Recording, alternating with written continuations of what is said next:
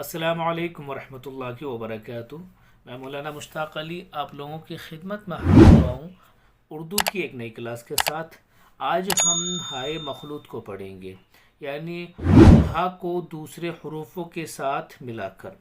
एक चीज़ समझ लीजिए कि जब भी नॉर्मल हर्फ होते हैं जैसे बा, पा, ता, तो जब भी ये हा जिस हर्फ के साथ लगता है तो उसको गाढ़ा बना देता है, मोटा बना देता है। कैसे?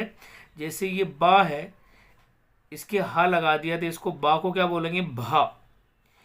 पा है, पा के जब हा लगा दिया तो बोलेंगे फा।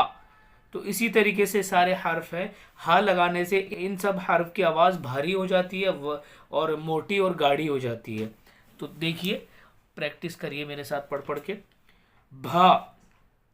अब ये हर्फ नॉर्मल नहीं पढ़े जाएंगे, इनकी आवाज़ चेंज हो जाएगी। जैसे इंग्लिश के अंदर बी के साथ एच लगाने से भा बन जाता है, टी के साथ एच लगाने से था बन जाता है। बस सेम वही पैटर्न है ये, आप समझ गए होंगे। भा, फा, था, ठा, झा, छा, धा, ढा, ढा, खा, घा, था। अब यहाँ से खींच के पढ़ेंगे क्योंकि आ की मात्रा लग गई, अलिफ अलिफ लग गया तो अलिफ आ की मात्रा का काम करता है, तो यहाँ से खींच कर पढ़ेंगे। यहाँ पर अलिफ नहीं लगा हुआ था, नॉर्मल पढ़ रहे थे। अब यहाँ खींच कर पढ़ेंगे थोड़ा सा।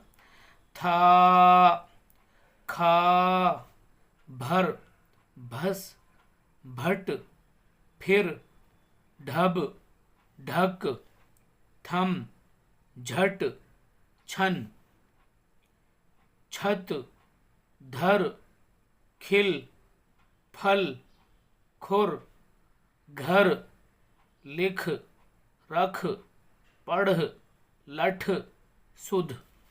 तो उम्मीद करता हूँ नाज़रीन आज का सबक हमारा आपको समझ में आया होगा।